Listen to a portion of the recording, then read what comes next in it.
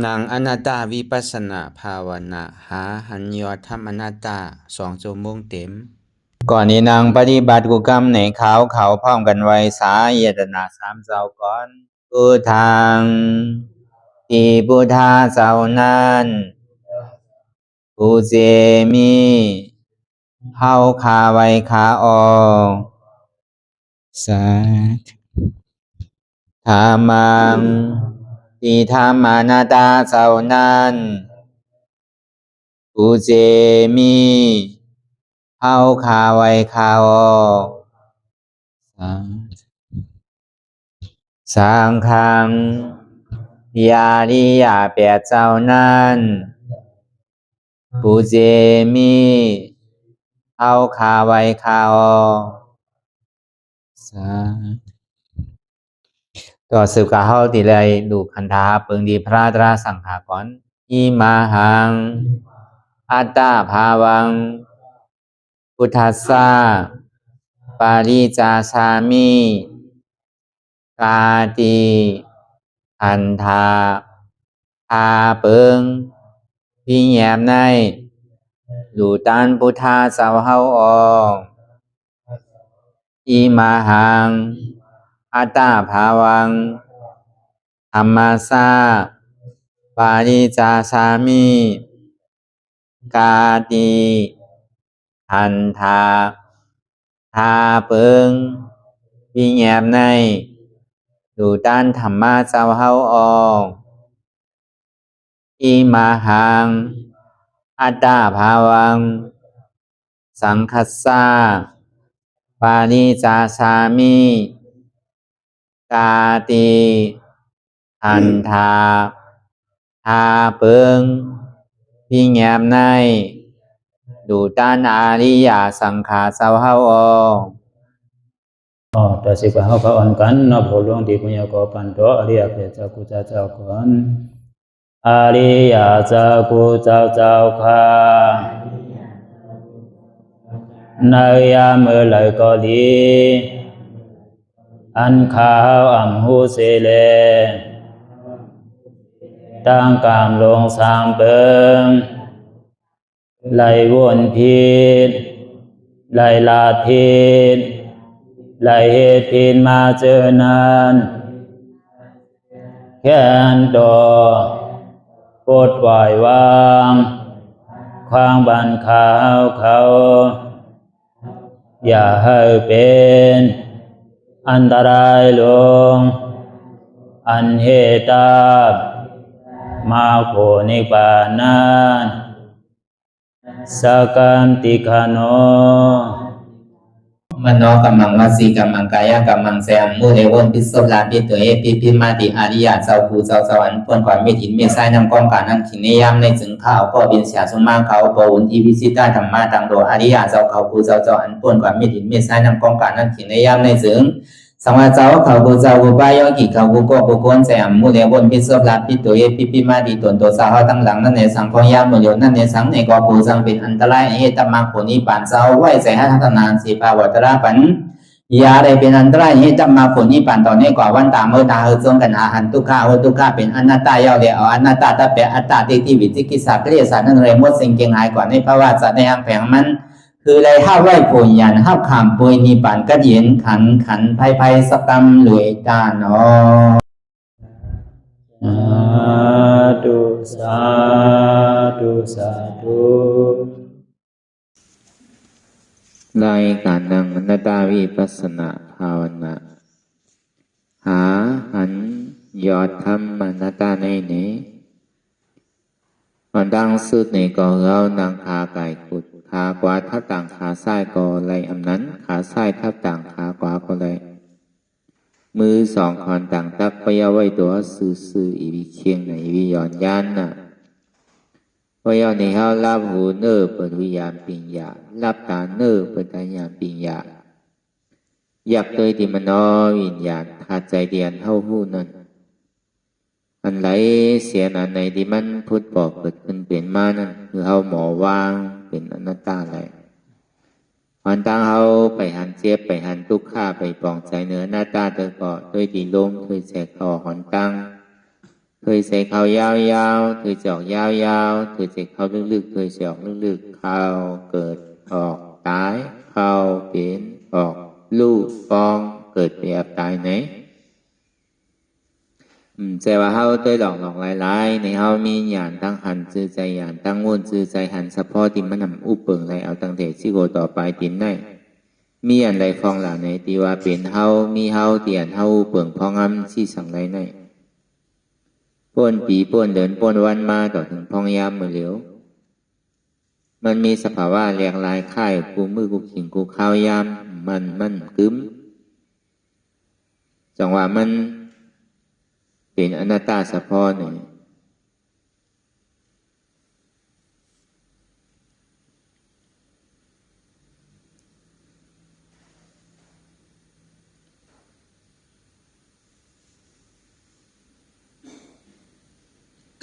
เมื่อหนังร่มเทใส่ทองนะ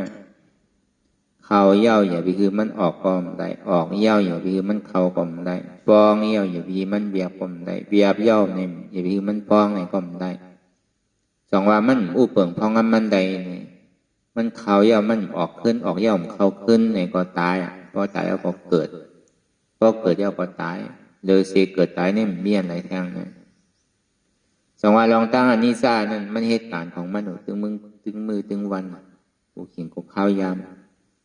โดยก็มันก็ต้องเป็นอนิจจาอันเฮาขี่ใจมองใจมันดีใจรูปใจให้ใครห้องใครให้ซะหน่อยแน่เป็นทุกข้าเตียนมันอู้เปิงพองำเหนือมันไรไงเปลี่ยนหน้าตากำป้อมใจเนี่ยเขาดีว่าให้อย่างนั้นว่าหน้าตาไปละอนิจจาทุกขามก่อนไรเนี่ย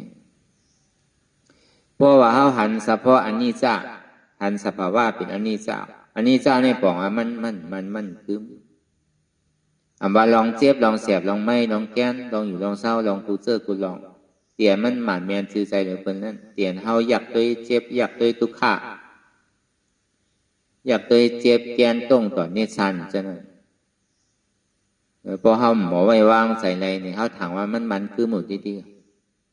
จีเต้มันคือมันเป็นสภาวะยุคที่มันมีดอกตั้งสืบเป็นสืบลู่เรียกลายค่ายกว่าเสียบันว่านี้มันจะว่ามีเป็นคือมันจะว่ามีเป็นศอกมันจะว่ามีเป็นว่ามันจะว่ามีเป็นลักมันสืบเป็นสืบลู่ป่าที่ห้องว่าสันตติมีดอกตั้งสืบเป็นสืบลู่เรียกลายค่ายอยู่เป็นลู่อยู่ห้องว่าอนิจจาเฉพาะพอเฮาหวนของแจงเรื่องใจว่ามันเป็นอันนี้จ้าเย้าเนี่ยมันเป็นหือละบางพอเฮาเยินกว่านี่เวทนามันรู้กว่านั่นตู้อิดรู้ออดเป็นเปิงหนึ่งเพราะว่าเป็นเวทนาอิดเวทนาออดพอมันรู้กำเหลียวเนี่ยเป็นเวทนาลงเพราะว่ามันไปรู้เสียงเตอเนี่ยมันยังค้างไว้อิดแล้วออดของนั้นเพราะว่ามันไปเสียงเตอมันตึงร่างปอดสุขสีเพราะในขันธาเปิงว่าก็ยังตึกเป็นสังขารนาขันธาปีตุขาอนัตตาบางเผ่าบางปองในห้องถามว่าเป็นนิพพานแนวไหนเนี่ยอันมันเป็นรู้กว่าอันมันหายกว่านั่นเพราะเขาอยากด้วยหายกว่าเพราะเขาอยากด้วยหายกว่านั่นมันเป็นสภาวะของสังขาระมันยังตึงมีเราตั้งสืบเปลี่ยนสืบรู้อยู่เวลามันซักษาตีเต้เนี่ยเขาถามว่ามันติ่มรู้อีปอกนะอันเจ็บอันเสียบเนี่ยตีเต้ด้วยกับด้วยไม้เยื่นกับเยื่นม้ามจังเห็นซ้ำรู้ดังเก่าเนี่ยแต่พอหันเสื่องนั้นเนี่ยอันนี้ก็มันจะว่าเป็นพรดีดังเก่าเป็นพรดีเต้ๆดังเก่าว่าเขาหันสภาวะเป็นดูหนึ่งปอกเลยก็มีกามีขันเลยก้นอายุมีเป็นปากไปหันอีปอกเลยว่าอาสาเขาเนี่ยอาโลยาวเป็นปากเนี่ยย่ำไปหันสภาวะเป็นดูเดินเนี่ยอาสายาวปากว่าปากหลายๆเลยว่ามีการมีขันอันเท่าไรหันเป็นดูปอกเร็วอ่ะอันเท่าไรหันเป็นดูปอกเดียวเนี่ยมีการมีขันอ่ะว่ามันซุ้มจัดว่ะอันก้นอายุอาสายาวอยู่เป็นปากปีเนี่ยเป็นรุ่มหันอีปอกเนี่ยเขาก็เบอร์กินเขาอ่ะอาสายาวก็เบอร์อยู่หึงได้ว่ะยาวกว่ามันมีการมีขันเท่าว่ามีการมีขันนั่นน่ะก็หันเป็นดูเนี่ยโจแก้บ่อนกำเหลียวก็มีการมีขันน่ะว่ะถ้าว่าพรดีอันเป็นดูเวลามันเป็นจิกเป็นยอดเป็นจอมเตอ ก็กับพอเขาติ่มลาดว่านี่ล่าเนี่ยก็ซ้ำผู้เฮาติ่มป่องนั่นเก่าจังว่าลองตั้งหันสภาวะที่มันเป็นดูกว่าเป็นอันนี้จ้าสะพอนั่นนะลองเจ็บลองเสียบลองไม้ลองแก้นเนี่ยเขาถามว่ามันเป็นนี่เจ้าจริงๆนะเขาเป็นนี่จ้าโลเป็นไรเหรอฮะตีหายเนี่ยเป็นไรเหรอฮะทุกข้าเนี่ยมันดีชุดเนี่ยเป็นไรเหรอฮะอันเจ็บอันเสียบอันแก้นเนี่ยมันหมอหายอันว่านั่นนางเมื่อไรก็เจ็บเมื่อนั่นมุงมองเห็นมันหายก็หาย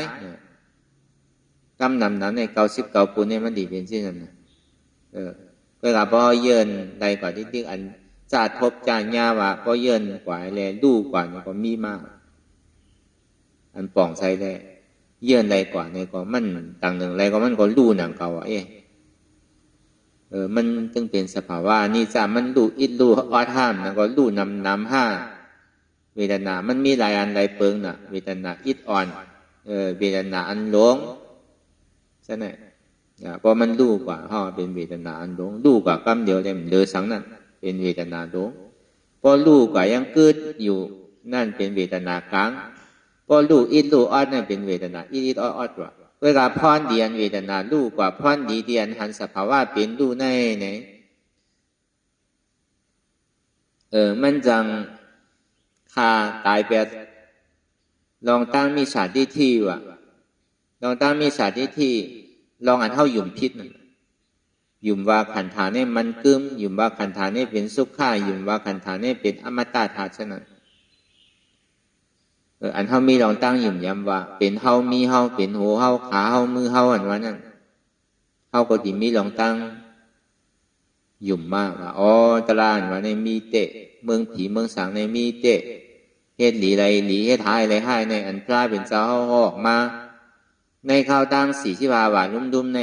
อ๋อเปิ่นแก่นแล้วโนมีเตะโนในศรัทธาเฮาที่เกิดลองตั้งหยุ่มพิษในป่องว่าเฮามีศรัทธาก็ได้ลองตั้งอันหยุ่มพิษหยุ่มเปิงเนี่ยมีว่าอ๋อพอเฮาเฮ็ดเตะก็รู้เหลียวเตะรู้อันเจ็บอันก้นคือนั่นไปว่าเป็นตลาดนั่นแหละ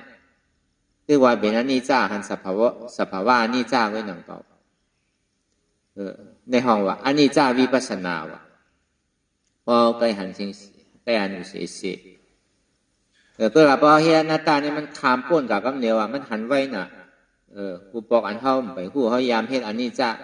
จ้ามาหมายเจ็บหมายแฉบอโลกระโจมันตีไรทบไรย่ามอะไรเงี้ยมันก็ใจเข้ายามเป็น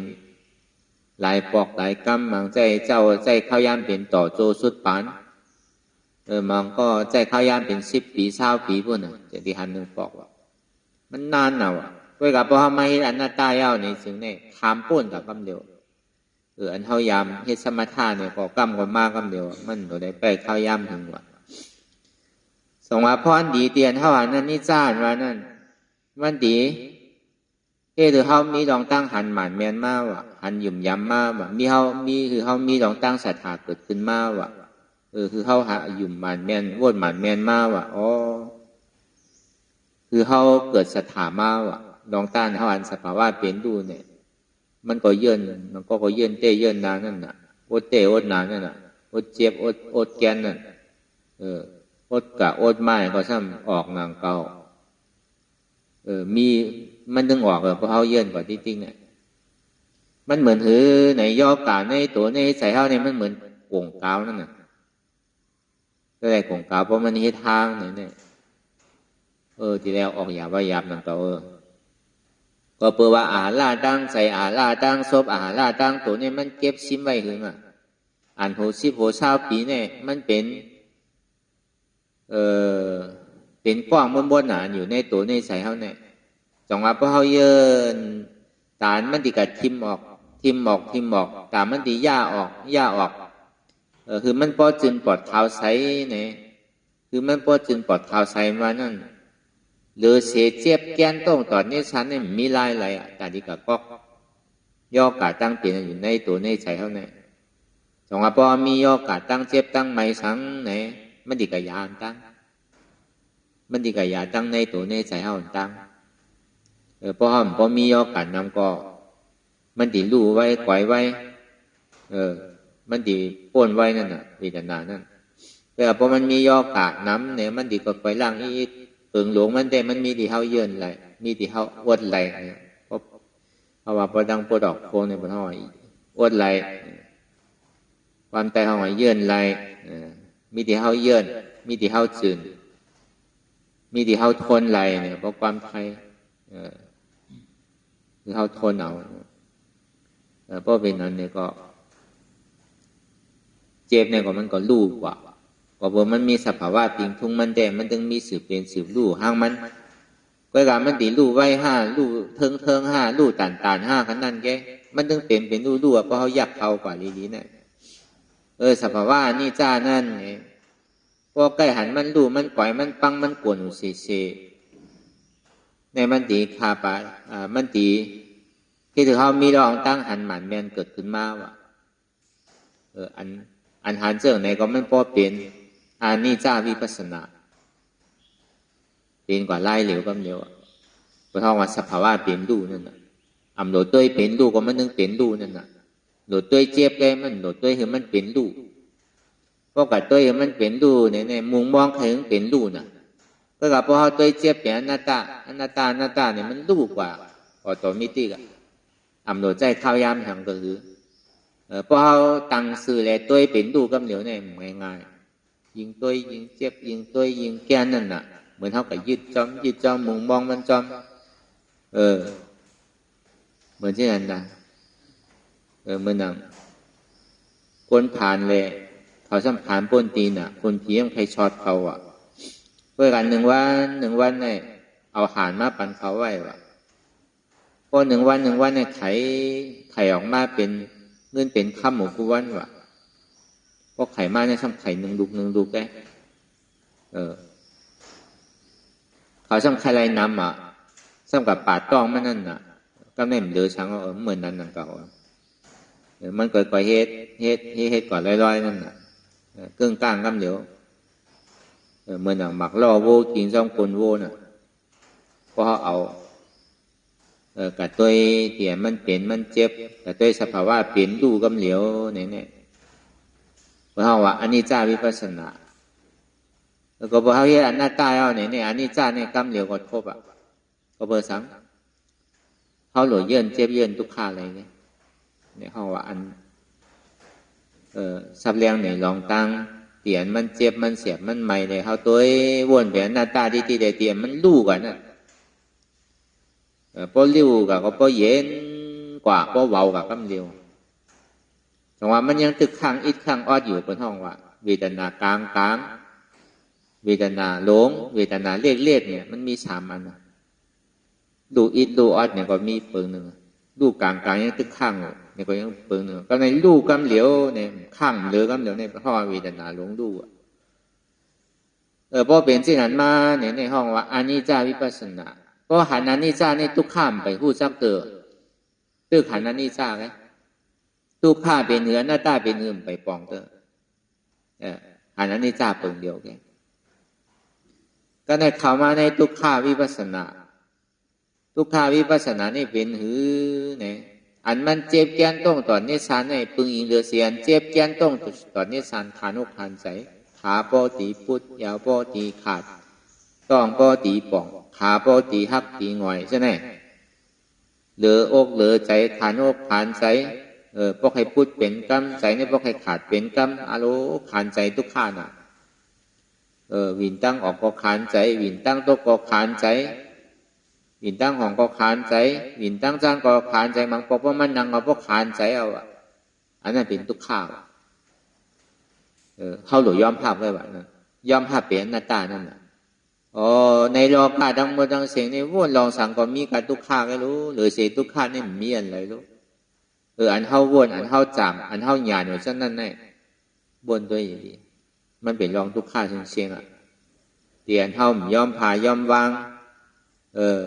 ใจติดใจจับตั้งนอกก็เป็นทุกข้าใจติดใจจับตั้งในก็เป็นทุกข้าใครเป็นดีใครเป็นนั่นก็เป็นทุกข้าอย่างเก่าตัวเจ้าเก่า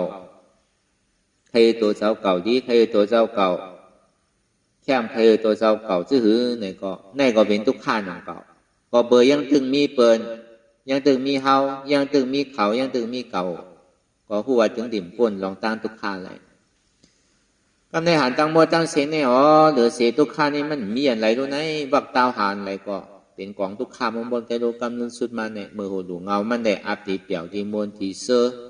ก้วยกาตีเย้ากำนึงสุดมากก็อย่างเขาจู้ตั้งทุกข้าเลยแล้วเขาเกิดมาเนี่ยก็เขามาเป็นมาจำตายมากกว่าผู้ว่าทุกข้าตึกๆจอมเมากูวันกูวงกูเหลินกูบีอันเท่าใครไรเนี่ยพอไรมาเนี่ยถามว่ามันดีเย้าไม่เย้าทุกข้าในสัมพอยจอมมาทางก้อยๆอยู่เล็บเปี่ยวมามั่นใจก้อยๆอยู่ถึงมากทุกข้าน้ำมาเหมือนกลัวเน่านั่นน่ะเมื่ออยู่ก็เหลียวสว่างมีก็มีกูถึงดีมีก็มีกูมาเนี่ยเมื่อดูได้ก็อยู่นะ3 วัน7 วันมาเนี่ยลาดกั้มเพราะใครเข้ากันนะครับเนี่ยใครเข้ากันทุกข้ามาเนี่ยดีผาดก่อมจังผาดดียานก่อมจังยานก็กาเลยอยู่กว่ามันเป็นอันดองตั้งทุกข้าร้อนๆเอาหอยไว้เฮ็ดสื่อก็เติกอันตัวเจ้าเก่าใครแล้วใครอยู่ที่นั่นน่ะป้อมมีก็มีกูซ้ำใครมีก็มีกูพอมีก็มีกูมา2 ก้อใกล้พิษกันซ้ำหนูมีลูกมีหลานทางว่ามีลูกมีหลานที่ซ้ำฉาซ้ำนาทางซ้ำหนูหาเลี้ยงหนูหาเงินหาคำเลี้ยงอ่ะนะคำไหนอ่ำใครก็หมอใครมากอันห้อมยามรอบผ้าก็ใครรอบผ้ามากกูปอกมือห้อมไปมีก็มีกูมือห้อมไปมีลูกมีร่างได้ก็อยู่ซื้อกินซื้อก็เย้าน่ะพอมีเฮาก็เปิ้นป้องท่ามละพอมีก็มีกูมามันอะไรเฮาก็เฮ็ดเคยบ่ขี้ข้านเอาบ่เคยขี้ข้านพอเฮ็ดไปบ่ก็เป็นไปเพิ่นก็พอเฮาปัดเขียวนอนลุกลายก็เพิ่นเฮาลุกไปขี้ข้านน่ะอันนั้นใหม่ๆได้ก็เปิ้นว่าสังคำฮู้สังนั่นน่ะพอถึงเป็นถึงมาได้มันอะไรอยู่หยาบมากเฮาก็เฮ็ดเคยเฮ็ดไปว่านั่นพอขี้ข้านเหตุการณ์ขี้ข้านปัดเพียวๆจังได๋มันทุกข์พอดีมาวนตัวเนี่ยเหลือเสียทุกข์นี่มันมีอะไรในโลกาเนี่ยเหลือเสียทุกข์เปิงเลี้ยวแกพอมาวนทัดสังตัวตั้งแต่เงาถึงปลายมันปนทุกข์เฮามาวนตัวเลยก็ไหลก็นั่นเสมว่าเมื่อมีลูกใครมีลูกเมื่อมีหลานใครมีหลานเมื่อมีใครมีอันไรเสียนอันก็มันก็ทุกข์มดเสียงทำไมอยู่ในวันในโขงอยู่ในวัดในว่าก็เหมือนกันป้อมบอกไว้วางใส่ในก็ทุกข์นั่นก็เพราะเหตุอยู่มันมีคนดุมลาเหตุกว่ากาวากาเป็นสร้างกับวากาเป็นเนี่ยเพราะมันมีดุมลาก็อุ่นเจ้าก็ทุกข์นั่นก็มันใจอยู่หลายอะไรอยู่หลายนั่นก็เข้าดูเหตุเตียนมันจำเป็นเลยมันไอ้ใหญ่ๆหลังร้องนั่นแหละป้อมใจเหตุกับกูดีกูตั้งคนไปมันซ้ำนี้ก็ตั้งไม่ทำติดตัวหุ่นเจ้าหนังเก่ามันใจว่ากาคนเฮินเนี่ยก็อย่างมันทราบสาเลยคนเฮินนี้เนี่ยคนเฮินในมั่นใจน่ะมันเป็นอันตัวมีใจลมติปล่อยกันเหมือนหมาเหมือนแมวห้ำใจซ้ำไรปล่อยสิที่เอาติลาลีปล่อยก็เป็นซ้ำมีปอมีเมนคนใจก็มีปอมีเมคนเยี่ยมมีปอมีเมลาลีเฮ็ดห้างกันก็ทำในจังไม้กันนะจังหมาบจังไม้กันนั่นน่ะมันเป็นสิ่งนั้นก็เฮาว่ากำเนิดสุดมาเนี่ยก็มันควรลองทางทุกข้าก็ในพอมันมีหนำมามีลูกมีหลานมีพี่มีน้องหนำมาเนี่ยในรอผ้านี่เกิดขึ้นมาที่ใครไรใครแปดเปิ้นก็แปดมากครับเนี่ยใครหลักเปิ้นก็การไรหลักมารอผ้ามันเกิดเรารู้พอมีรอผ้าก็ตีเอาสังเลี้ยงกันยามหาอะไรว่า1 ปาก 2 ปากเฮง2 เฮง10,000 ป้อน่ะตัวห้างเป้ยได้ป้อป้อหลายคนมาเนี่ยป้อรู้ตีหาว่าใน20,000ก็ได้ป้อวันหนึ่ง400-500ป้อนั่นก็เลยตีหาอะไรเป็นพันเนี่ยรอผ้าเนี่ยเกิดเอาน่ะพอเกิดรอผ้าเอาก็ต่อสาเนี่ยเพราะมันอะไรเหมือนอกเหมือนใจมากใครใจล้ำแต่เหตุการณ์เอาใครใจล้ำมากบอกมาเฮินเหมือนใจเอาใครป้องใครท่าใครหลามากม.5เนี่ยรับสิ่งพี่แล้วครับเนี่ย อันเจ้าเก่าเฮ็ดอยู่ในพี่ท่าถูกได้เอาไว้กำหนึ่งก่อนเมื่อเลี้ยวได้อันเดือใจนั้นในอันที่อึบเนี่ยอันพี่อันถูกได้เอาไว้กำหนึ่งก่อนอยู่หลายเลยก้นใจเนี่ยพอเป็นก้นเฮ็ดก้นหาเนี่ยเมื่อเนี่ยตื้อเฮ็ดตื้อหายตื้อมีลุงมีล่างของฉะนั้นก้นใจเหมือนกูปอกกันเมื่อเลี้ยวแต่ก่อมหัวมันใครรอเลี้ยส่วนสางกันกว่าเมื่อเลี้ยวเนี่ยเมื่อเดี๋ยวทำก้นเยี่ยมหาเลี้ยงก้นใจไปนำมีเลี้ยงโผไปนำผมพวกให้เลี้ยงเมียกำนำเป็นที่นั่นแกแล้วพอเมื่อกูบอกแต่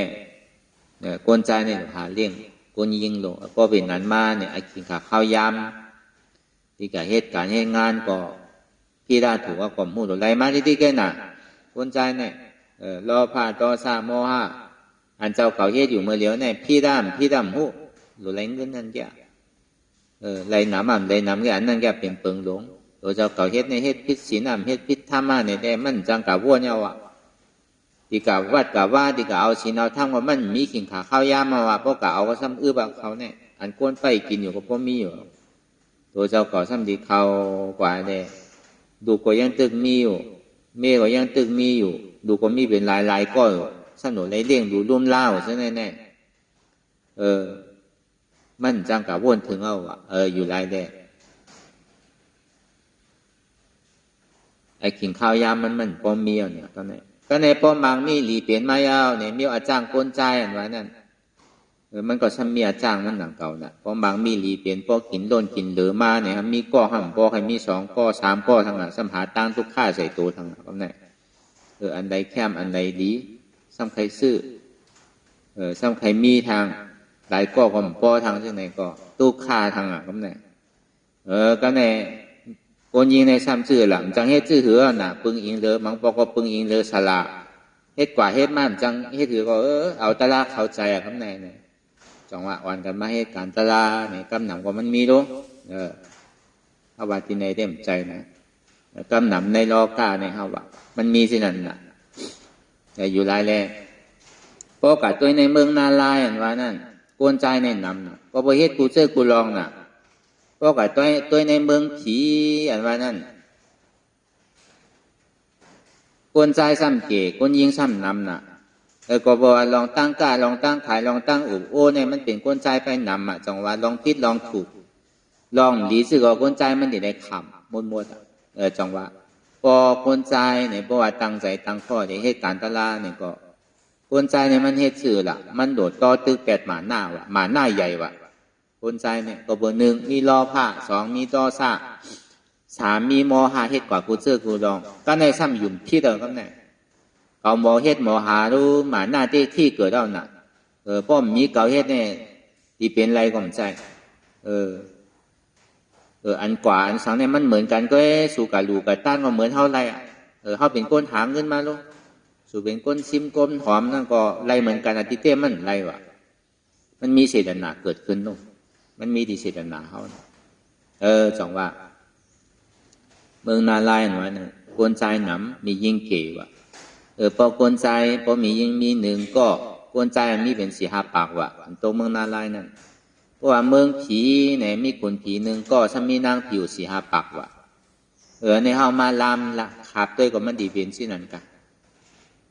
จังว่าขิงขาข้าวยำมันดิ่มเหมือนกันนั่นน่ะกราบไหลกราบนั่นกราบคนยิงตกนาลายก็ถ้ามีนำหนังเก่าว่ะ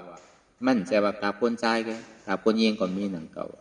จังว่าสังขาราเนี่ยมันปีนผลที่กับมันใครเปลี่ยนทางก็เปลี่ยนที่กันน่ะมันมีศาสนาศักดิ์สิทธิ์ชื่อเนี่ยเมื่อหนังเจ้าอนุรุทธาเนี่ยมันไหลตาติบน่ะไหลตาจักคู่ไหลตาติบ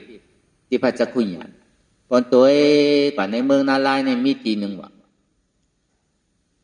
คนใจในเก็บคนยิงในนำหนาอันตกนาลายเนี่ยกูบอกได้เท่าไหร่ยินว่า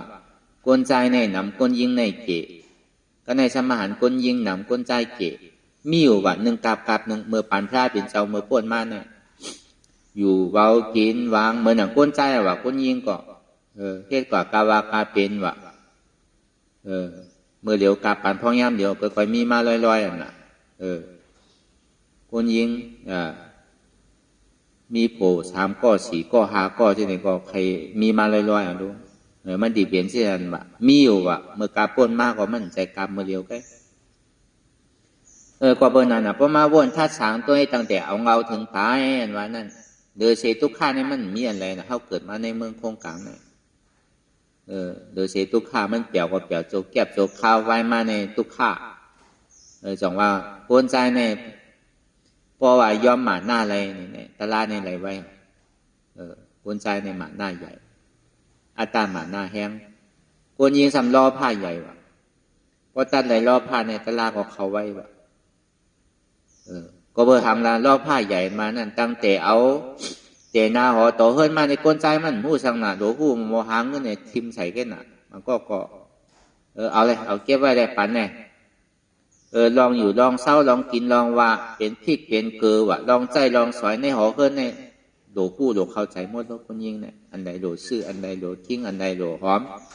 อันใดเก่าโดเปลี่ยนใหม่อันไหนซ้ำโดตัวเองมันโดคู่กับผู้เจอกูลองน่ะก้นใจเนี่ยมันหู้สังอ่ะเสื้อผ้ามันก็ย่ำซักกันน่ะบางปอกมันดื่มซักอ่ะบางปอกแล้วนุ่งไม้ก็แปดเส้นหนึ่งแค่น่ะย่ำพูนน่ะอันไรซื้อก็คือพริกเกลือโคใจโคซอยเป็นหือพองในมันตึงหูมเข้าใจรู้จังว่าคนยิงในมันเข้าใจกูเจอกูลองน่ะจังว่ามันเป็นพื้นฐานตั้งแต่เตะเงามาเนี่ยมันเป็นพิงทุ่งมันว่ะจังว่าไล่ตัดสารเท่าดีหมอไผ่พาว่างในนั้นโกนใจเนี่ยเขาหลเอาหมาหน้าอัตตาออกว่ะโกนยิงเนี่ยหลตัดล้อผ้าออกว่ะก็เป็นเช่นนั้นก็มันดีไงเนื้อก็เขาว่ะก็เป็นนั้นในล้อกาตั้งโมตั้งเสียงเนี่ยตั้งแต่เขาความมาต่อถึงพงยามเหมือนเหลียวเนี่ยอ้วนตั้งแต่เงาถึงปลายก็ผู้ว่ามันเป็นทุกข้าเปิงหนึ่งเปิงเหลียวก็โดยเสียทุกข้าเนี่ยมันมีอะไรแต่จังว่าคือเขายอมพาไปอย่าปีไปเหมือนเงาติดจอมโกนเขาใครไปอยู่กว่าไรโยชนะ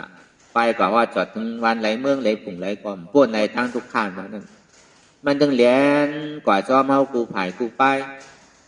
คือเขายอมพาไปในว่างเปลี่ยนหน้าตาเลยพอป่องแจงแรงใส่ว่าอ๋อเป็นทุกข้าเจ้อันเขาไรไม่ยุ่งหนำขันทางเนี่ยมันเป็นดีหลีเจียวดีมนก็คือมาปอกกินอยู่เมื่อกินเนี่ยดีกินอยู่กินกว่าเพราะมันแม่เนี่ยครับต้องเจ็บต้องแค้นย้อนมันใช่ไหมเนาะอาหารร้านเนี่ยก็เป็นทุกข์นอนอยู่ตึงขึ้นกว่าพื้นมาปนเมยปนนอนไผ่เดียวก็โกนเนาะก็ยาวหลุดพื้นซ้ายกำก็ยาวหลุดพื้นขวากำก็ยาวหลุดนอนหงายอันนี้ก็ขันฐานในทุกข์เพราะจังแน่เนาะเนี่ยลองสังเกตก็ย่าหยาบเอาหันสะโพกที่มันเป็นทุกขาแนวว่าคือล่ะทุกขาวิปัสสนาเพราะว่ามันหันทุกขาย่อมหาทุกขาในหลีเอาในซึ้งใน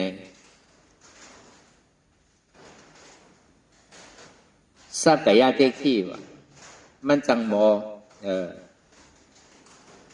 ล่างแบบสักกายะเทที่ว่าด้วยกับเพราะมันหันทุกขาเนี่ยอันนี้จ้าก็หันว่าก็เปิดทุกขาเนี่ยมันลูกเดียนนิจามันอ่ะจองมันในเปียนนิจามันจะดีเกิดขึ้นมาเป็นทุกขาก็เปิดว่ามันสุขาแล้วสุขาอันเดียวก็อย่าเพียงทุกขามันว่าอะไรน่ะเมื่อดูเงาปึ้งมันได้สุขาเปี่ยวโมนอยู่วายมาทุกขาทางน่ะเนี่ยมันเปียนนิจาสะพอน่ะย้อนเปิดว่ามันเปียนนิจาสะพอเนี่ยมันจะนี่เป็นทุกขาจังว่าเป็นทุกขาวิปัสสนาก็ในยุ่มยามขันธาห้าเปิงในเป็นอนัตตาเนี่ยอันเข้ามาเฮ็ดกันอยู่พองยามเหมือนเหลียวเนี่ยอันนี้อนัตตาเตียนเท่าว่าสมาธิที่หันทุกขาสมาสังกัปปะวนว่าทุกขาเป็นอนัตตาทำมีก่อหันทำใส่ก่อหู้เนี่ยสมาธิที่ลองตั้งหันหมันแม้ในหันว่าในยุ่มนำขันธาเนี่ยมันเป็นอนิจจาทุกขาเนี่ยดิเรวาชื่อไหนลองตั้งหันสุ่งแพทย์เลยลองตั้งแทบตัดสินใจว่าอ๋อก็เปิดว่าอู้เปิงพองมันอะไรเลยเป็นอนัตตาเอาลองตั้งสมาธิที่กับคูบสู้อนิจจาเลยทุกขายอมหาว่ามันเป็นทุกขะมันยาวดีอันเท่าเป็นสมาธิที่เลยหันทุกขานั่น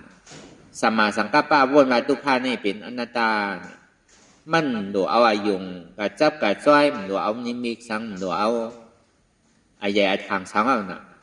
มันดูกับวนมันยาวน่ะลองตั้งสมาธิที่นี่มันหุบสู้หัวแหละ สมาธิที่หันทุกข้าสมาสังกัปปะวนมาทุกข้าเป็นอนัตตาสมาธิที่หันเจ็บสมาสังกัปปะวนมาเจ็บนี่เป็นอนัตตาสมาธิที่หันเจ็บแก้นต้องต่อนี่สันไว้คมไตสมาสังกัปปะวนมาอันสันไว้คมไตเจ็บแก้นของนี่เป็นอนัตตาสมาธิที่หันว่าใจหัวเก่าใจขาเก่าใจมือเก่าใจตัวเก่าใจเก่าใจเจ็บเก่าสมาสังกัปปะวนมามันเป็นอนัตตาลองตั้งสมาธิที่นี่มันถึงหุบจู่หัวอนิจจาในทุกขามาเป็นอันเดียวก็ได้สมาสังกัปปะก็จับตัดวางไว้ว่ามันเป็นอนัตตารู้อุปเปิงพองมันไหลแล้วก็บอกว่ามันถึงเป็นอนิจจาทุกขานั้นมันถึงเหตุการณ์ไว้อยู่เสียตั้งแต่เฮาความมาต่อถึงพองยามมันเหลียวเนี่ยมันถึงเป็นรู้เป็นทุกขาที่ดิ้งกันน่ะอันมันกัดก้นก็เป็นทุกขานั่นน่ะกัดหนาเนี่ยก็เป็นทุกขาน่ะสิที่กัดหนาวลูกไม่หนาเนี่ยก็บ่เป็นทุกขาน่ะอันไม่หนาเนี่ยมันบ่เป็นอนิจจาน่ะอันไม่ป้นหนาเนี่ยมันบ่เป็นทุกขาน่ะลองตั้งอนิจจาเลยลองตั้งทุกขาเนี่ยมันถึงคือจอมกันเสียก็ในบ่หันอนัตตาเนี่ยอนิจจาก็หันทุกขาก็หันอะไรทั้งหมด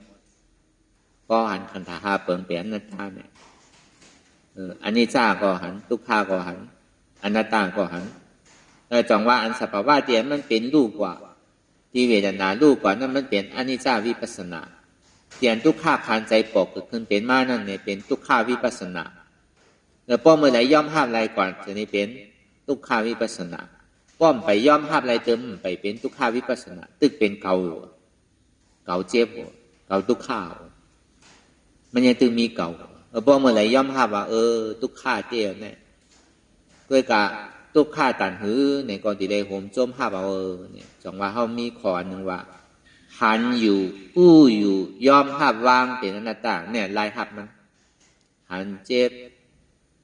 ใครหันก็ตึงที่ได้หันอ่ะสิที่เขาหามันเอาน่ะอู้เจ็บใครหู้ก็ตึงหู้ที่ได้หู้อ่ะใครห้าก็การที่ได้ห้าเบาอ่ะยากกว่าหันอยู่ผู้อยู่ยอมห้ามวางเป็นอนัตตาอันหันอยู่ผู้อยู่อันยอมห้ามอยู่เนี่ยมันได้เป็นอนิจจาทุกขังมันเนี่ยอันเดียนเท่าหมอวางอะไรนั่นมันเป็นอนัตตาในจังว่าอนิจจาวิปัสสนาทุกขาวิปัสสนาอนัตตาวิปัสสนามันเป็นวิปัสสนาสามเปิงมันเป็นญาณปัญญาสามเปิงเว้ยกับพอหันอนิจจาทุกขาเป็นหืออนัตตาเป็นหือไปปองเพราะว่าหันทุกขาหันอนิจจาอะไรก็กรรมไปหันอนัตตาเพราะว่าหันอนัตตานั้นอนิจจาก็หันทุกขาก็หันเพราะใกล้หันอนัตตาสิใกล้ยอมห้าใกล้วนวางเป็นอนัตตาสิเนี่ยตำนึงสุดมาเนี่ยมันติขาสัพตัดแต่อัตตาเตที่เพราะอัตตาเตที่ตกขาดกว่าเย้าเนี่ยก็วิจิกิจฉาเนี่ยก็ตกขาดกว่าซ้อมคำเดียวก็เพราะว่ามันมีปื้นฐานนั้นหันอยู่ห้าอยู่เย้าเลยว่าอัตตาได้ที่เกิดขึ้นมาก็ตัดแต่คำเดียวก็จังว่าอัตตาได้ที่ตกพุทธขาดแล้วก็วิจิกิจฉาก็สักแก่อัตตาที่ก็ตกพุทธขาดกว่าคำเดียวอาเปสีผมมีอันว่านั่นเนี่ยก็ปีกกว่าไล่เร็วเลยสุดต้องมองกว่าตาหนึ่งก็มันในเมื่อมันปีกไปแล้วนะให้เมื่อก็มันในเมื่อจังว่าในห้าวางกับกาได้ลองวิปัสสนาลองตั้งอนิจจาลองตั้งเป็นรูปลองตั้งสภาวะเป็นรูป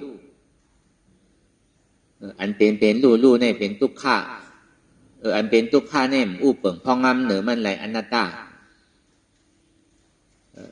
ใจเจตสิกยุกนิพพานยุกวิญญาณเวทนาเป็นอนัตตา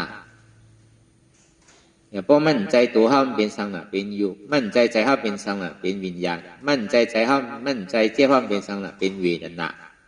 แต่พอเดี๋ยวเอาธาตุวาเนี่ยก็มั่นใจตัวเขาเป็นยุกธาตุมั่นใจเขาเป็นนามธาตุมั่นใจเจ้าเขามันเป็นเวทนาธาตุเพราะว่ายุกธาตุนามธาตุเวทนาธาตุธรรมะธาตุมีธาตุสี่เปิงจังว่าธรรมะธาตุสัมมาสัมพุทธะเนี่ยกับปานพ่อเขาย้ำอยู่เนี่ยเขาเลยมาทมยาพระเป็นเจ้าสู่ที่สามธรรมะธาตุสัมมาสัมพุทธะธรรมะบอกว่าอนัตตาธาตุบอกว่าธาตุดินน้ำลมไฟธาตุมีอยู่สี่เปิง สัมมาสัมพุทธะสัมมาสัมพุทธะเป็นสังสมาธิที่ได้สัมมาสังกัปปะอันนี้เขาเลยมาทมยาพระเป็นเจ้าสู่ที่สามตาปานพ่อยามมาเหลียวเนี่ยตรงว่าอันเท่าไรมาถอดมายินอนัตตาอนัตตาอันนั้นเพื่อเท่าว่าเป็นธรรมะธรรมะเป็นอนัตตาอนัตตาเป็นธรรมะสัพเพธรรมะอนัตตาธาตุธาตุอันอยู่ในตัวในใจเขาเนี่ยเจียจังหรือเปล่านะเป็นว่าธาตุที่นั้นแคมที่ในแคมว่ะมันแคมเหมือนอันเท่าหันในตัวในใจในธาตุมันเกิดขึ้นในตัวในใจจังว่าพระเป็นเจ้าแตกเนื่องไว้ชื่อละก็ไหลยางจอมเสียนตั้งพระเป็นเจ้าสอนเยาอันนั่นจึงดีว่าอยู่จำพระไหลของบูชาตั้งวัวตั้งเสียงในเอาหมอกพร้อมบะเอาแก้วเย็ดหนาดูเอาเมืองผีเมืองสางพุ่นมาเนี่ยก็เมื่อพระเป็นเจ้าเข้าที่เข้าสวนหมาค่ำเนี่ยมันมีน่ะเบี้ยวอันหมอกก็หมอกแล้วต้นไม้ว่ะเยยาวหมอก็เต็มเสียงอ่ะไหวเสียนั่นมาเนี่ยคุณผีเขาเอาหมอกไม้เมืองผีมาปูจ่อพระเป็นเจ้าว่าสังว่าเอาหมอกไม้เลยสังเอาของหอมกูเจอกูรองเลยสังเอาใหญ่ดันนามาปูจ่อเขาเสตาเนี่ยก็ขึ้นว่าปูจ่อเขาว่าป้อมยางจอมเส้นตั้งเตียนเขาห่อไว้นั่นเส้นตั้งที่พระเป็นเจ้าห่อไว้นั่นเป็นอริยมรรคแปดเปิงเงินเตียนเขาอ่อนกันให้อยู่เมื่อเดียวเนี่ยปิญญาศีลาสมาธิพวกก็เลยยางจอมเส้นตั้งเตียนพระเป็นเจ้าห่อสั่งสอนไว้ยาวก่อนสังว่าอยู่ไกลหลายปากหลายเฮียงหลายล้านยุทธนาก็เหมือนหนังอยู่จำพระเป็นเจ้าว่ะปูจออยู่ซ้ำจ้างซื้อกำจอมกำสั่งสอนของผู้ท่าเนี่ยอยู่จำตานคือก็ไปว่าอยู่จำพระตัวว่ะยังตึกอยู่ไกลอยู่ว่ะก็เบอร์นั้นพอเฮาผู้หันป่องแจงเลี้ยงใสคอสั่งกำสอนของผู้ท่าคำพระเป็นเจ้าเย่าเนี่ยเข้ามาพึกตัวในตัวในใจเตียนมันเปลี่ยนอยู่นั้นพอหันมาเมื่อไหร่ในก็ปองว่าอยู่จำพระเป็นเจ้าเมื่อหนังพระเป็นเจ้าไม่อยู่จำเฮาเสียอันอยู่จำเสียอันเมื่อหนังเป็นทาสเมื่อเท่าว่าบนใจว่าทาสต่อว่ะมีดินนั้นมีดินในว่ะเพื่อการทาสมันแจดในห้องทาตู้เนี่ยทาตู้เนี่ยทาต่อก็เอาปิญญาวานี่ก็ทาดยาหันตาทาดปัจเจกาพุทธาทาพระเป็นเจ้าเนี่ยทาต่อพระเป็นเจ้าในห้องวัดทาตู้ยังตึงมีศาสนาศักดิ์สิทธิ์อยู่ต่อถึงท้องยามเมื่อเร็วทาพระเป็นเจ้าก็เนี่ยก็เดินรับมาเดินบนมาเดินวันศีลใจในมาสังไกออกเนี่ยก็ที่ไหนมีทาต่อพระเป็นเจ้าเนี่ยมันยังมีหลักฐานมีศาสนาศักดิ์สิทธิ์ไว้อยู่ต่อถึงท้องยามเมื่อเร็วก็ในทาเดียนมันเจริญเท่าไรพบไรญาไรที่เต้นั่นเนี่ยเป็นช้างละยุคถาดยากเอาที่ไรล่ะถึงพอหันยุคถาดนั่นยากเอาตั้งแต่ซี่โกต่อไปกินแน่เจ็บแกนต้งตอดเนตรซานสันไว้โคมไต่ไม้กัดอ่อนแข็งสู้ตุ้มจับยาจิ้มหยอดเป็นดูนี่เป็นยุคถาดป่ะสภาวะยุคถาดนี่มันสืบเป็นสืบลู่แหลกลายค่ายกว่าสืบเป็นสืบลู่แหลกลายค่ายกว่ามันใจมีเป็นคือเป็นศอกเป็นว่าเป็นลักมันสืบเป็นสืบลู่สืบเป็นสืบลู่ดีกว่าเนี่ยมันเป็นยุคถาดตัวห้าวันนี่มันเป็นอนัตตาก็ได้พอมันถึงใจมาเนี่ยบางปอกในเฮาตัวกว่าใจปอกให้ขัดปอกให้พุทธกำตีตายโยใช่ไหมมันมีอันนั้นใจนั่นมันเป็นสาวหนาเพราะมันมีเนี่ยมันเป็นหนักธาตุว่ะเจ็บแกนต้งตอดเนี่ยซานสันไว้โคมไต่ในเป็นธาตุลมเนี่ยคือเขาต้องไว้ดีธาตุลมอุปเปิงอำไรอนัตตาไม่กัดอุ่นหนาวเป็นธาตุไฟอุปเปิงและอนัตตานักเว้าอ่อนแข็งเป็นธาตุลิ้นอุปเปิงพองง่ำในเป็นอนัตตาจับยายจิ้มหยอดเป็นดูเป็นธาตุน้ำอุปเปิงพองง่ำในเป็นอนัตตาอันนี้พอหันธาตุในห้องบัตรธาตู้ว่ะเป็นธาตุต่อวะเนี่ยเกาเจ็บเกาแสบเกาไม่เกามีมันเป็นเวทนาธาตุว่ะอันเจ็บอันแก่เนี่ยมันเป็นเวทนาไงวะมั่นใจเกาเจ็บมันเป็นเวทนาธาตุแกเตี่ยมันแตบตาในแลหุบจู้โหมดว่างในมุ่งมดเสียงว่ามันพูดป่อมาดีตัวก็อ่ำใจตัวเกาพูดป่อมาดีใจก็อ่ำใจใจเกาพูดป่อมาดีเจ็บก็เจ็บในก็อ่ำใจเกายุคธาตุนามธาตุเวทนาธาตุยุควิญญาณเวทนาก็ว่างอะไรเนี่ยก็เป็นอนัตตา ยกวิญญาณเวทนาป้อมว่างอะไรเนี่ยก็เป็นอัตตาก็เป็นอัตตาก็เป็นเกาเจ็บ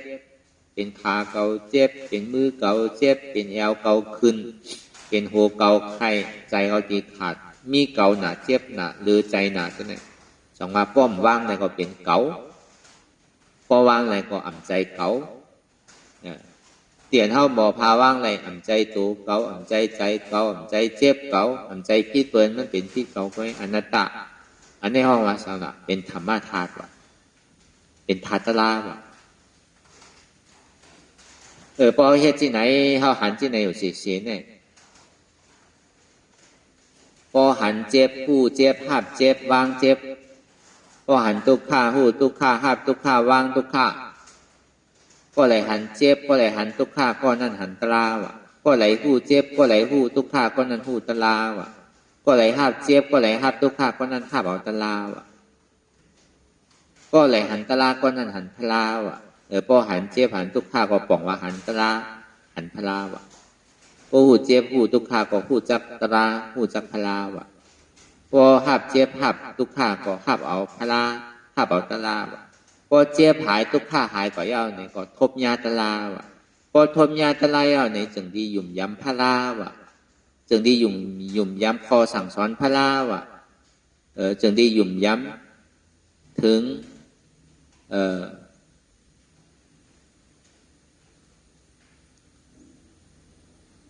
ดูภาพพลาวะจึงได้ยุ่มย้ำถึงดูภาพพลาวะจึงได้ไว้กาขันเลยเสียสุมาวะพอหันก็ถึงดีมือเจ็บมันสุดกว่ามือทุกขาสุดกว่ามืออัตตาตัวกว่าแน่เขาจึงนี้มีลองตั้งยุ่มพิษเปิงวะยุ่มย้ำพลายุ่มย้ำตรายุ่มย้ำดูภาพพลาไว้กาขันเลยเสียสุมาวะจังว่าเจ็บเนี่ยมันเป็นของดีนั่นนะทุกขาเนี่ยมันเปลี่ยนของดีอันทุกขาเนี่ยมันอันดีเนี่ยมันมีดีในทุกขาอันเป็นหยาดสูเนี่ยมีดีสุขขานั่นคนเขามันติดแปวติดมนอันนั้นหยาดสูลงอันเท่าโกทุกขาโกสังในเพราะเขาเยินอีกหนึ่งแต่ก็มันดีดีกว่าเป็นใครว่าชื่อว่า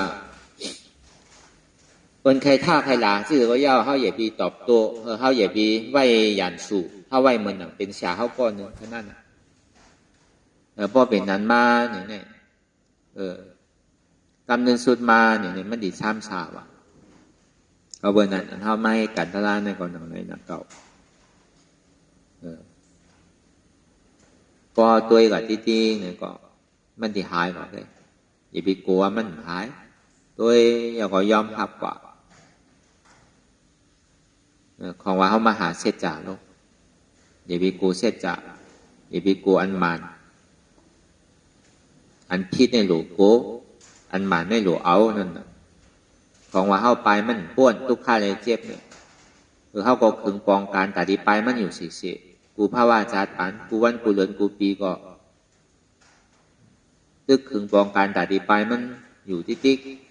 การในเขาสมาเพื่อเห็นผู้อะไรอยู่จำมันตัวมันดีเป็นหือพอห้องบอกเห็นผู้อยู่จำมันตัวเนี่ยก็เหมือนหนังน้ำในน้ำมันติดกันก็จะอย่างก็ช้ำเช้าอย่าไปไหวเหมือนหนังน้ำในน้ำนมพวกเขากันก็ติดกันน่ะพอมาตั้งรอกันเนี่ยก็เป็นอันเดียวกันแก่แล้วน้ำในน้ำมันน้ำก็เป็นน้ำมันก็เป็นน้ำมันใช่ไหมเท่าโดดสารคัดโลกลอกกะเตียนเท่ายามติดยามมักยามเจือกนั่นสารคัดมันเตียนเท่ายามเยินอะไรอันเท่ายามปลายมันเนี่ยก็เขาก็พึกเยินตัวพึกอดตัวพึกทนตัวมันดีเวียนหือมันดีมองกระเหือเจี๊ยบแดงทุกข้างเนี่ยตัวหึงบดสุดรูเนี่ยได้แคบหนาวหาตีว่ามันมีมันก็เจียวป่องไว้เนี่ยก็เป็นนั้นแหละในก็เข้าวนยาวพยายามหึงอย่าไปว่าไพ่อย่าไปว่าเทิงเตียนเท่าหันเตียนเท่าวนเตียนเท่าวนเท่าหันนั่นหึงปอเพียงเพียงกันวนต่อถึงเจี๊ยบปอสุดวนต่อถึงทุกข้าปอสุดตัดต่อถึงอัตตาปอตกพุทธขาดกว่าอะไรที่มันพุทธปอเกิดขึ้นมานั่นคือเขาหมอวางเป็นอนัตตาไหลไหน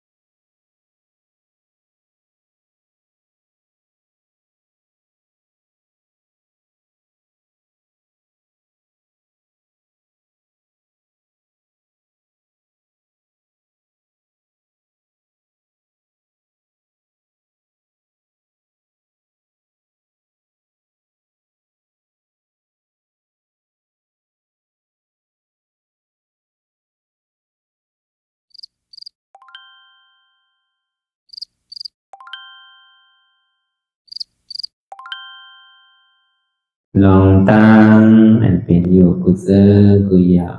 ย้ายข้องคำไว้ที่ใส่หูถอดถอนออกที่ใส่หูมันออกเสียงก่อน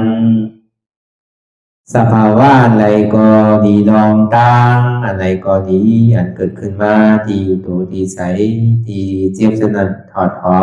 นออกที่ใส่หูมันออกเสียง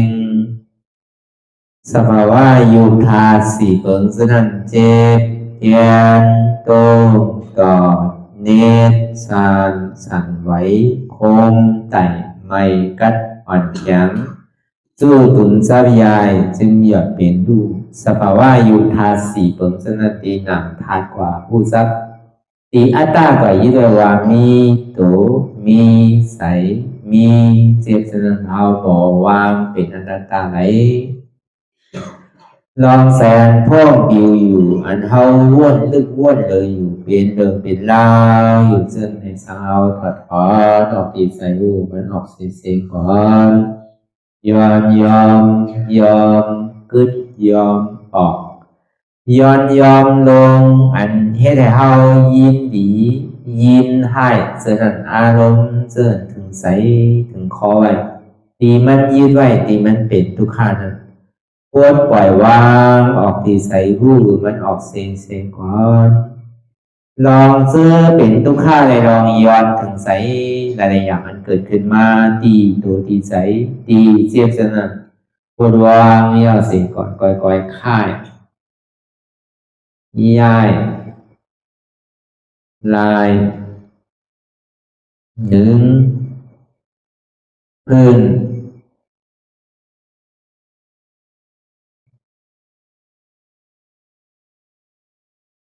พยายามไหนก่อยเปิดตาลืมตาลอยได้เป็นการปฏิบัติธรรมโคตรอายธรรมอันเกิดขึ้นที่โตที่ใสที่เจ็บอันนั้นโคนหาเหตุหาเงาพระจองทุกขันนั้นต่อสื่อการในเฮาที่ได้ส่งเมตตาถึงวิเนยสัตวะทั้งหมดทั้งสิ้นก่อนอิดาเมปุญญังอาสวะคายังนิบานังวาหอตุมาปุญญาภากังสเปสัตตาสัมมาลาภันตุอิตังเมปุญญังอันเฮาคาไลมาตือกรรมปฏิบัติวิปัสสนาภาวนาหาอันยอดธรรมอนัตตาในอาสวะคายังเป็นอันถาสัพตัดเปนาสวะสีเปิงเสียวแลนิพพานังตีนิพพานันขอดูให้ถึงเสกัมติคามาปุญญาภากังพรดีอันคามานาวิปัสสนาภาวนาทรงยืนปันสเปสัตตานังเอวปอเมสลาญาติกาดึงเคเจอเคได้ก็แลจากว่าสัตวาทั้งสิ่งดังดวงนั้นสมาลาพันตุอะไรพรดีนำกันตั้งเฮาคา ตังสิงสกัมติคาโนสาธุสาธุสาธุ ต่อสิกว่าเขาอ่อนกันนับหัวหลวงที่พุญญาโกปันโตอริยเปเจ้ากูเจ้าก่อนอริยเจ้ากูเจ้าข้าในยามเมื่อไหร่ก็ดีอันข้าวอ่ำหูเสเลตั้งกามลงสามเปิงไหลวนพิษไหลลาดพิษไหลเหตุพิษมาเจอนานแค้นดอกปดไหววางความบันขาวเขาอย่าให้เป็นอันตรายลงอันเหตุตามาโผนิปานันสกัมติคาโนมโนกัมมังวสีกัมมังกายกัมมังแสมมุเรวนพิศลาปิตัวเอพิมาติอาริยะเจ้าภูเจ้าสวรรค์พ้นความเมตินเมสายนำกองการนั่งขินในยามในจึงข้าวก็บินเสียสมาเขาปวุนทีวิสิตาธรรมะตังโดอาริยะเจ้าเขาภูเจ้าสวรรค์พ้นความเมตินเมสายนำกองการนั่งขินในยามในจึงสังวาเจ้าเขาภูเจ้าภูปายกิเขาภูก็ภูคนแสมมุเรวนพิศลาปิตัวเอพิมาติตนตัวสาวตั้งหลังนั่นในสังพยามโยนั่นในสังในกอภูสังเป็นอันตรายเหตุมรรคผลนิพพานเจ้าไหวใส่หัตถนานสีภาวตระปันยาได้เป็นอันตรายให้จำมาผลนิพพานตอนนี้กว่าวันตามเมื่อตาเฮจงกันอาหันทุกข้าทุกข้าเป็นอนัตตาเยาวเดียวอนัตตาตาเปอัตตาที่วิจิกิสาเกลียสารนั่นเลยมดสิ่งเก่งหายกว่าในภาวะสัตว์ในอังแผงมันคือเลยห้าไหวผลยันห้าขามปุยนิพพานก็เย็นขันภัยสกรรมรวยตาเนาะสาธุสาธุ